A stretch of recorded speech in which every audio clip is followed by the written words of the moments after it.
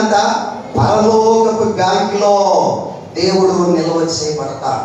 ఆత్మ పరిశీలన చేసుకుందా.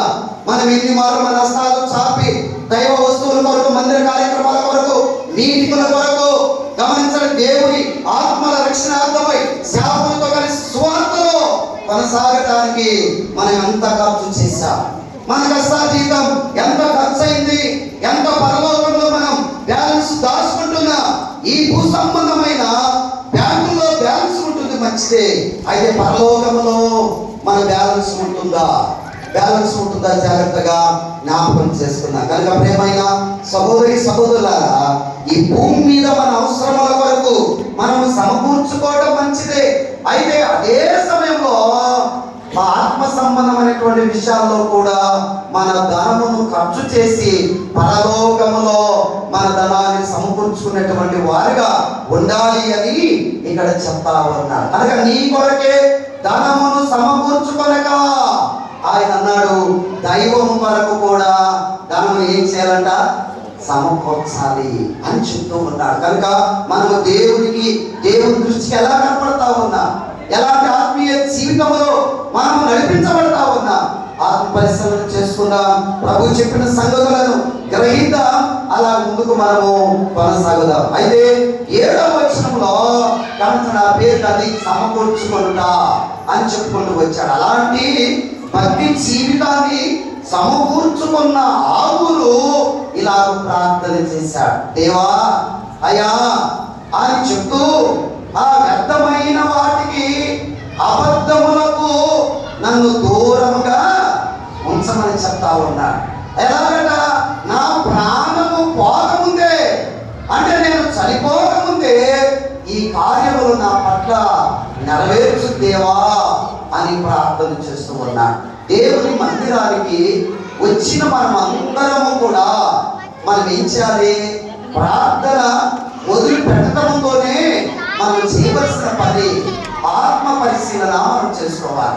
మన ఆత్మీయ స్థితి, మన భక్తి జీవితం, మన ఆత్మీయ స్థితిగతులు ఎలా ఉన్నవో దేవుని దగ్గర మనం గమనించుకుంటూ ప్రార్థన చేయాలి. ఆయన అంటున్నాడు, దేవా దేవా నేను చనిపోక ముందు వ్యర్థమైనవి, అబద్ధములు నాకు దూరంగా ఉంచయ్యా అని ప్రార్థన చేస్తుందంటే తన ఆత్మీయ జీవితంలో వ్యర్థమైనటువంటివి, దేవునికి పనికిరానటువంటివి, దేవునికి ఇష్టం కానటువంటివి, వ్యర్థమైనవి ఏమైనా నాలో ఉన్నాయేమో, నా హృదయంలో ఉన్నవేమో, నా జీవితంలో ఉన్నవేమో, దేవా వ్యర్థమైన వాటన్నిటి నుండి నన్ను దూరం చెయ్యి అని ఆయన ప్రార్థన చేస్తూ ఉన్నా. ఎంత మంచివాడండి! నా రాగానే నాకు ఫలాంది కావాలి, మా పిల్లలకు ఫలాంది కావాలి, మాకు ఫలాంది చేసే పని సఫలీకృతం కావాలి అనేటువంటిది ప్రారంభముతోనే అలా అడక్క తన ఆత్మీయ జీవితాన్ని పరీక్షించుకుంటూ ప్రార్థన చేస్తూ ఉన్నా. తన ఆత్మీయ స్థితిగతులు ఎలా ఉన్నవో ఆయన ప్రార్థన చేస్తూ ఉన్నా. క్రిస్మస్ పండగ వస్తుంది. అందరూ ఏం చేస్తారమ్మా? ఆ పండగ సమయానికి ఏం చేస్తారు? అందరూ ఏం చేస్తారు? ఇల్లు శుభ్రం చేసుకుంటారు. ఇల్లు శుభ్రం చేసిన తర్వాత ఆ పాత్రల కింద కాగితాలు వేస్తారు. తర్వాత రకరకాలైనటువంటి వస్తువులు ఉంటవి, పాతగిలిన ఉంటవి, పనికిరాని ఉంటవి, చెత్త కాగితాలు ఉంటవి, బూజు ఉంటది. వాటన్నింటినీ ప్రోగు చేసి బూజు బాగుంది, ఈ కాగితాలు చెడిపోయి నల్లగా బాగున్నాయి, వీటిని తీసి బీరువులు పెట్టి తాళం వేద్దాం అనుకుంటారా? ఏమా ఏం చేస్తారు? ఆ బూజుని ఏం చేస్తారంట? ఎత్తి ఆ బుట్టలో పెట్టుకొని ఆ బయట పారవేస్తారు. ఎందుకు అంటే అవి పనికిరానివి, అవి పాతగిలిపోయినవి, అవి వ్యర్థమైనటువంటివి. అవి ఇంట్లో ఉండటము క్షేమం కాదు. అవి ఇంట్లో ఉంటే శుభ్రంగా ఉండదు.